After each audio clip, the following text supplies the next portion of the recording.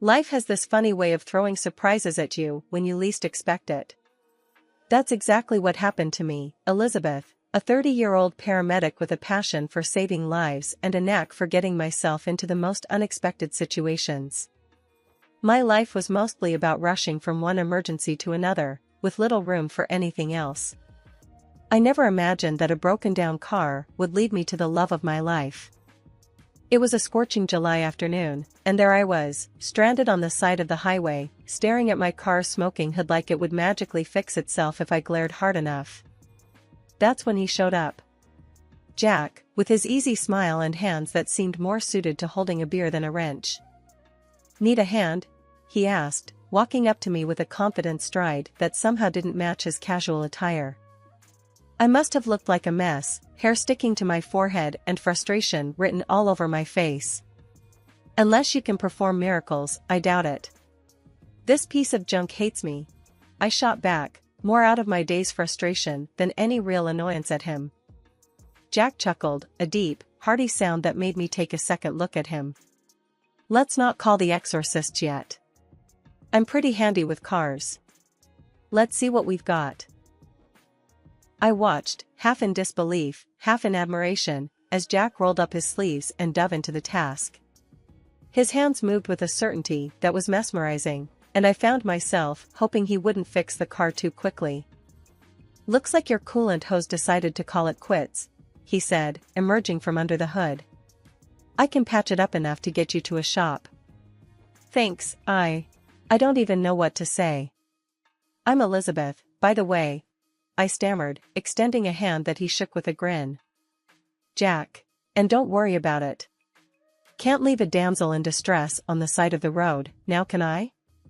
As he worked on my car, we started talking. The conversation flowed easily, like we'd known each other for years. He told me about his job as an electrician, his latest project, and I shared tales of my adventures in the ambulance. The more we talked, the more I realized how much I didn't want this to end. With a final twist of his wrench, Jack announced, "All done. She should hold up until you get to the shop." I couldn't help the disappointment from seeping into my voice. "Thank you, Jack. I don't know how I can ever repay you." He wiped his hands on a rag, that ever-present grin still on his face.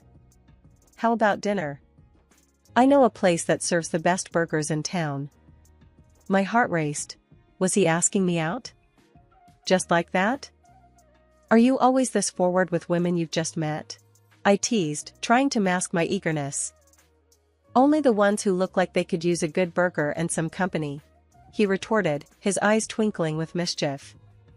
And just like that, I found myself nodding, agreeing to dinner with a man who had turned my terrible day into one of the most memorable ones. Moving in with Jack's mom after we tied the knot seemed like the natural step, especially since my own folks had passed away years ago. Living in that big, somewhat cozy house, I found a second family I never thought I'd have again. Jack's mom, Martha, was a gem. She treated me like the daughter she never had, and our bond was solid. We'd spend hours chatting over coffee, sharing recipes, and just supporting each other through the ups and downs of life. It was comforting, having that kind of connection again. 2 years into this new life, Jack and I welcomed our little boy, Alex, into the world. With him came a joy I couldn't describe, but also a reality check. I hung up my paramedic boots, deciding to stay home and pour myself into raising our son and keeping our home. Jack continued his work as an electrician on those big government projects, always talking about the wires and gears, stuff that flew right over my head. But as the days blurred into a routine of diapers, baby giggles, and family dinners, tension started to brew. One evening, as we sat down for what I hoped would be a peaceful dinner, Jack's frustration boiled over. "Elizabeth, we gotta talk," he started, his voice tighter than the lid on a jar of pickles. "All right, shoot," I said, bracing myself for whatever was coming. I could tell by his tone it wasn't going to be about the weather. "It's about this." He waved his fork around, encompassing the whole house, our life, me. "Don't you think it's time you went back to work? You're losing yourself here." I felt a hot flare of anger at his words. Losing myself? I'm raising our son, Jack. Keeping your home standing. That's not nothing. He sighed, a sound of exasperation that got under my skin. That's not what I mean, Liz. You're more than this. What about your license, your career? You used to save lives. I couldn't believe what I was hearing. So what, I'm just boring old housewife Elizabeth now. That it? No, that's not. He tried to backtrack, but the damage was done. Fueled by a mix of stubborn pride and a desire to prove him wrong, I started looking for ways to dip my toes back into the medical field, even if just part-time. It wasn't easy, balancing the demands of home with the search for something that felt like mine, but I was determined. Jack noticed the shift, the late-night job searches, the calls during Alex's nap times. "See, I knew you had it in you," he said one day, a note of "I told you so" in his voice that made me want to throw a cushion at him. "It's not about what you think, Jack. It's about finding a balance," I snapped back, tired of the insinuation that my life before was somehow less valuable. After we settled into the rhythm of our new life, with me juggling part-time work, caring for Alex, and keeping the house in some sort of order, things with Jack started to fray at the edges. He was on the road more often than not, his business trips stacking up one after the other. When he did come home, it was like a storm cloud rolled in with him, dark and ready to burst at any moment. Our house, once a place of laughter and warmth, had turned into a battleground of sorts. The air charged with tension you could almost see. Jack had complaints about everything, from the way I made his favorite spaghetti to the way I spoke, even going as far as to pick at how I dressed and how I was raising our boy. "Elizabeth, what's this mess?" He'd start, the minute he walked in the door, his eyes scanning the living room like he was looking for things to criticize. "And why's Alex still up? He should be in bed." I tried, God knows I tried, to keep everything perfect, to keep the peace. But nothing I did seemed right in his eyes. "I'm doing the best I can, Jack," I'd respond, my voice tired from the endless dance of trying to please him. "Alex wanted to wait up for you. He misses his dad." Jack's response was always sharp, cutting. "Misses me or not, you're the parent here most of the time. You should make these calls, not him." Martha comforted me, saying that Jack was just tired. I wanted to believe her, but sometimes it seemed to me that our marriage was collapsing right before my eyes. The day Martha got really sick was like any other day until it wasn't. I remember getting the call while Jack was off on yet another business trip. When I told him his mom was in bad shape, his reaction floored me. "Elizabeth, can't you handle this? You're the medic," he said, irritation clear in his voice. "I'm up to my neck in work here." I couldn't believe what I was hearing. "It's your mom, Jack. She's really sick. This isn't just some small thing I can fix." With no support coming from his end, I did what I had to do. I got Martha to the clinic, praying it was something minor, something fixable. But fate had a cruel twist in store. The diagnosis was a brain tumor, inoperable. My heart sank. Martha's vibrant spirit didn't deserve this dark turn. As Martha's condition deteriorated, I found myself juggling more plates than I thought possible. Taking care of her, managing the house, raising Alex, it was a balancing act that left me drained. Through it all, Jack was conspicuously absent, his interest in his mother's health seemingly vanished. Eventually, Martha's care needs became too much for me to handle alone. Reluctantly, I arranged for her to move to a specialized care facility. I visited her as often as I could, Alex always in tow. Those visits were bittersweet. Martha, despite everything, remained the warm soul I'd come to love like a mother. During one of our last visits, she took my hand, her eyes filled with a mix of sadness and gratitude. "Elizabeth, thank you for everything. I'm so sorry for how he turned out," she whispered, her voice barely above a breath. "Martha, don't. It's not your fault," I replied, my voice thick with unshed tears. But she just smiled, a weary, knowing smile. "You'll see, dear. There's a surprise waiting for you," she said, but refused to elaborate. Not long after, Martha passed away. Jack's absence at his own mother's funeral was the final straw. It was me who arranged everything, me who stood by her grave, saying goodbye to the woman who'd become more of a family to me than my own husband.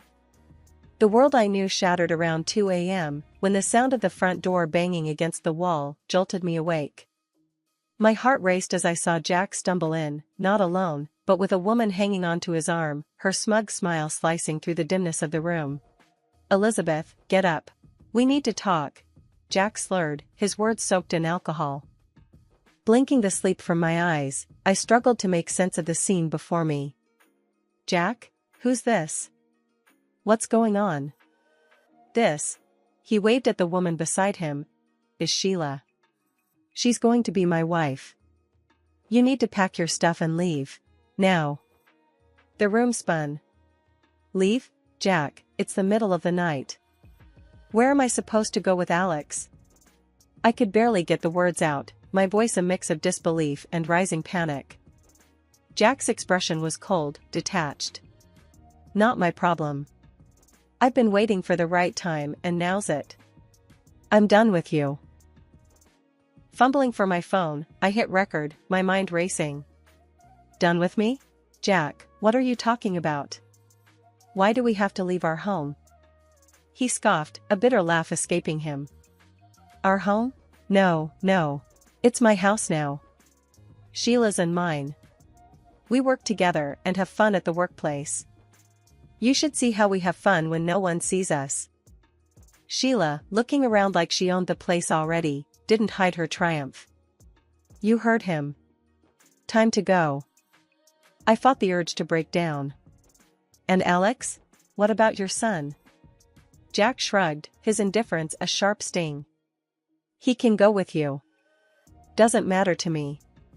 Sheila and I will have our own kids."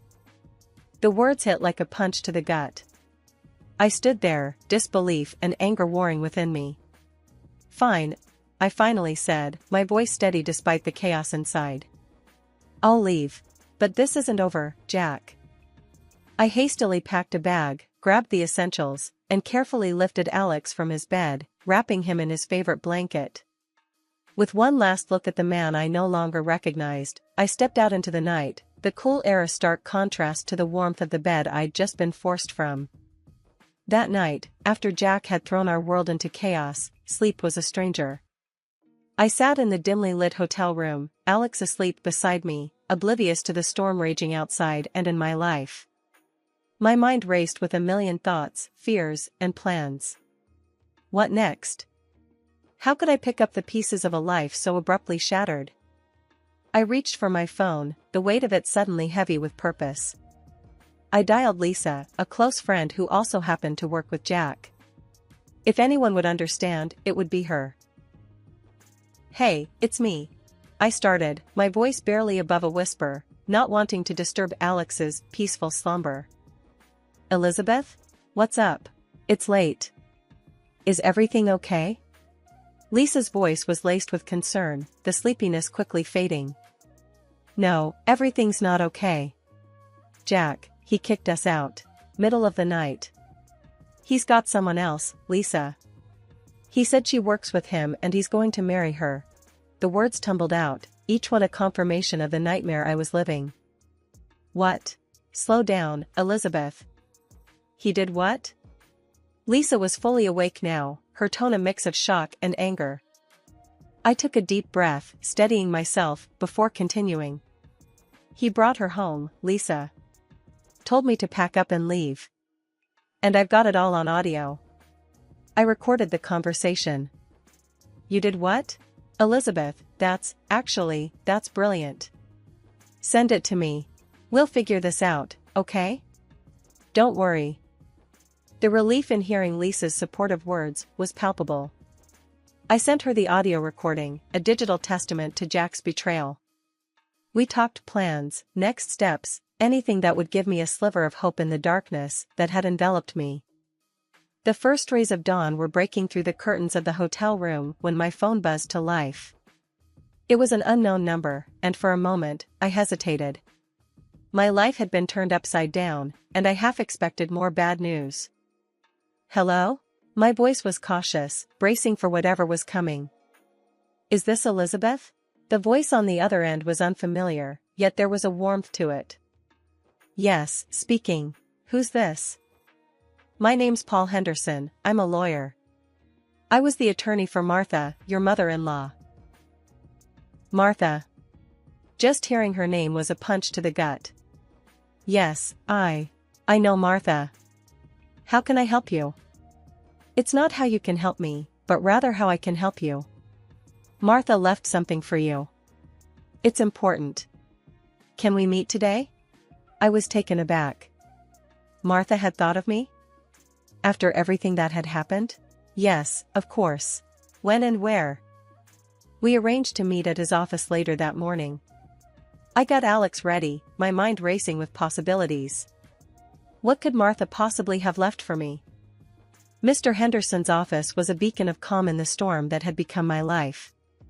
He greeted me with a gentle smile, leading me to a room with 2 chairs and a table. "Elizabeth, thank you for coming. Martha spoke very highly of you. She wanted to make sure you and Alex were taken care of." I nodded, still in a daze. "What did she leave?" Paul handed me an envelope. Inside was a letter in Martha's handwriting. It was her, through and through, thanking me for the love and care I'd shown her, apologizing for Jack's actions, and expressing her wishes for my future. And then Mr. Henderson dropped the bombshell. "Martha left you the house, Elizabeth. The house and a significant portion of her savings." I was speechless. The reality of Martha's gift was overwhelming. In her final days, she had given me a lifeline, a chance to start over. Is this even legal? Can she just cut Jack out like that? I asked, the words barely making it past the lump in my throat. Mr. Henderson nodded firmly. Martha was very clear and took all the necessary legal steps. "The house is yours, Elizabeth. And there's enough in savings to give you a fresh start." I broke down then, tears of gratitude and relief streaming down my face. Martha, even in her final days, had been thinking of me, of Alex. She'd given us a future when it felt like all hope was lost. Barely a day had passed since I'd stepped into Mr. Henderson's office, carrying the weight of the world on my shoulders, when my phone buzzed with a call from Jack. His voice was like a storm, all bluster and rage. "Elizabeth, get over to Henderson's office now," he bellowed. I could almost see his face, red and twisted in fury. With a deep breath to steady my nerves and Alex in tow, I headed back to the lawyer's office. The atmosphere was electric with tension, Jack and his mistress already there, pacing like caged animals. As soon as I walked in, Jack zeroed in on me, waving a stack of papers like he was trying to fan flames. "What's this crap about, Elizabeth? Why'd my mom leave everything to you?" Mr. Henderson, ever the calm in the storm, interjected. "Please, let's all sit down and discuss this rationally." But rationality had left the building. Sheila, her earlier smugness replaced by a dawning realization, eyed the door like it was her escape route. "The contents of the garage, Jack. That's what your mother left you," I said, finding a strength I didn't know I had. "Everything else, she left to Alex and me." Jack's face contorted even further, if that was possible, a mix of disbelief and fury. "The garage? What am I supposed to do with that junk?" Mr. Henderson handed Jack another document, a letter from Martha.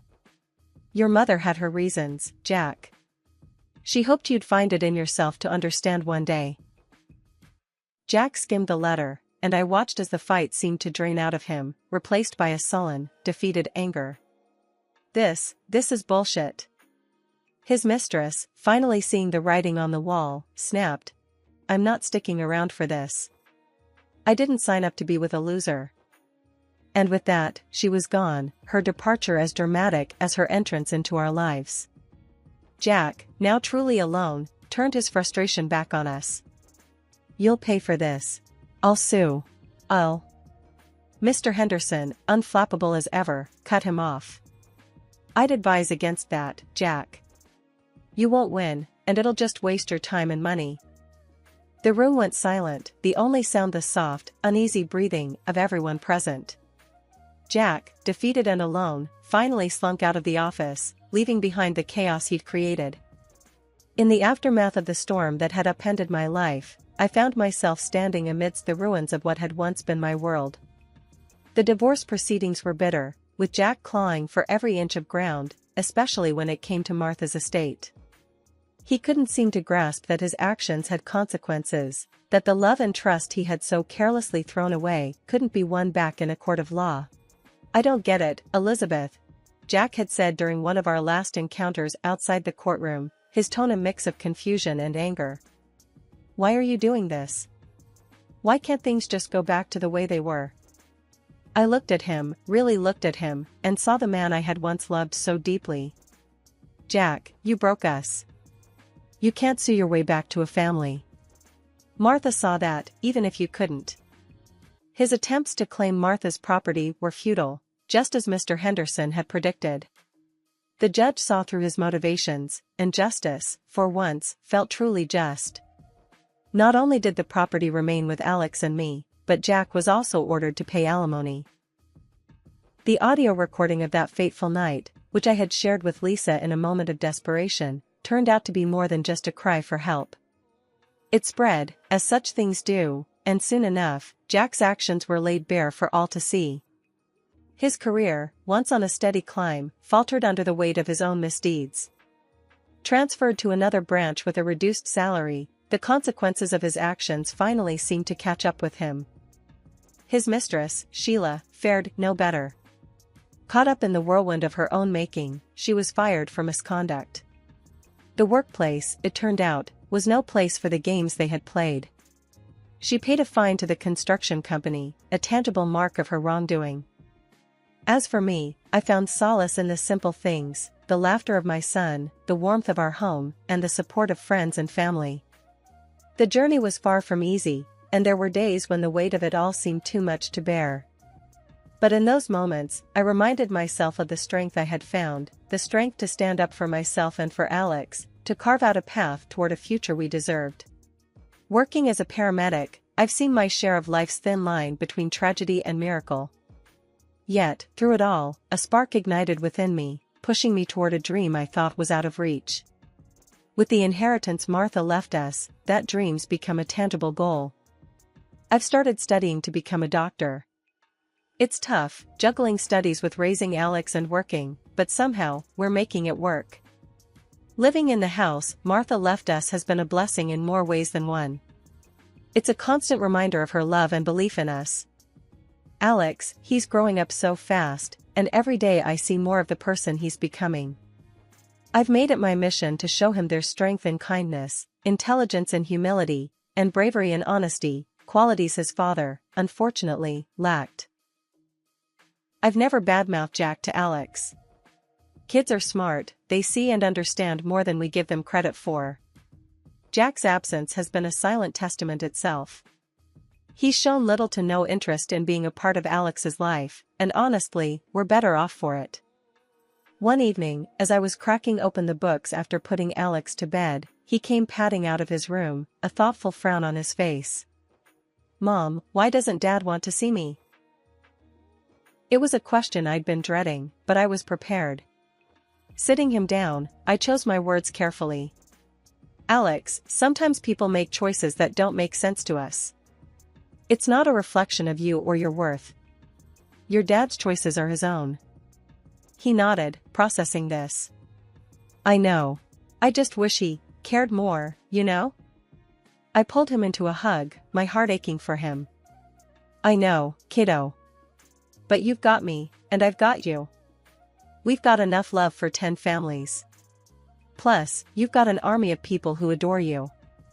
Alex smiled, a bit of the weight lifted from his young shoulders. "Yeah, I'm lucky, huh?" "You bet," I said, tucking him back into bed. "Now, let's try and get some sleep. We've got a big day tomorrow."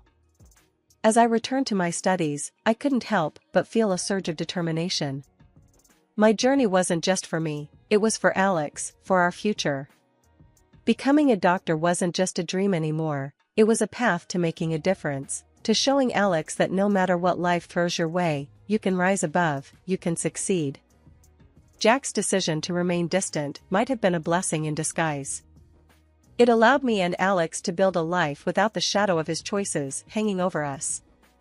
We were free to grow, to heal, and to find joy in the everyday moments.